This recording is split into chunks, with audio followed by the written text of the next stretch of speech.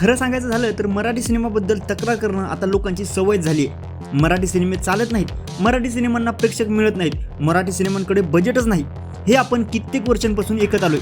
पण प्रश्न असा आहे की फक्त प्रेक्षकांनाच दोष देऊन किती दिवस चालणार?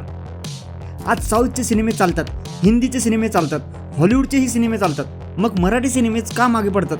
आपल्याकडे कथा नाहीत का? अजिबात नाही। उलट मराठीत इतक्या जबरदस्त कथा आहेत की त्यावर आता हिंदीत सिनेमे बनवले जात आहेत। पण समस्या कथेची नाही, समस्या विचारांची आहे। आजही अनेक निर्माते सिनेमा बनवतात पण त्याला इव्हेंट बनवत नाहीत। लोकांना सिनेमा कधी येतो आणि कधी जातो हे कळत सुद्धा नाही।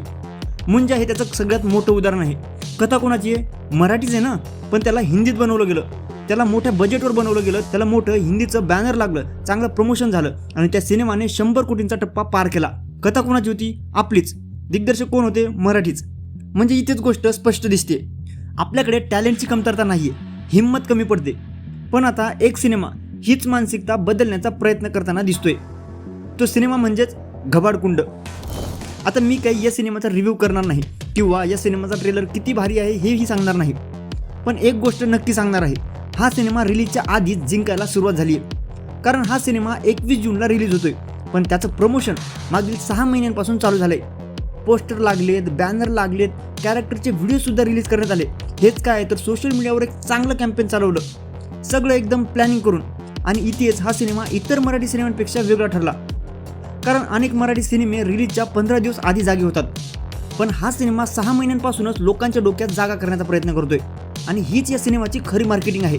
आज अनेक मोठ्या रील क्रिएटर्सला या सिनेमाबद्दल बोलायला लावलं जाते, अनेक यूट्यूबर्सने या सिनेमावर व्हिडिओ बनवलेत। हेच काय तर सोशल मीडियावर जोरदार चर्चा घडवून आणली जाते। आणि आता तर बोल व्हिडिओ सारख्या मोठ्या प्लॅटफॉर्मनेही या सिनेमावर व्हिडिओ बनवलाय।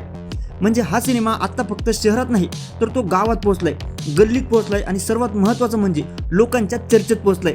आणि सिनेमाला हिट होण्यासाठी महत्त्वाची हीच गोष्ट असते, लोकांनी तुमच्याबद्दल बोललं पाहिजे।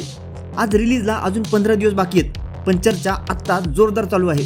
म्हणून मी म्हणतो, बॉक्स ऑफिसचा निकाल नंतर लागेल, पण प्रमोशनच्या मैदानात हा सिनेमा आधीच जिंकला आहे।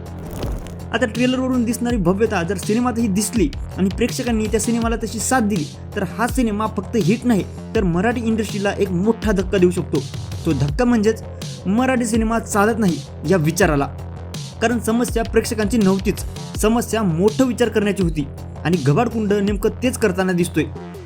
आता हा सिनेमा इतिहास घडवतो की नाही ते 21 जून नंतर कळेलच, पण एक गोष्ट नक्की आहे, सध्या तरी मराठी इंडस्ट्रीत जर कोणत्या सिनेमाची चर्चा होताना दिसतेय तर ते नाव आहे घबाडकुंड।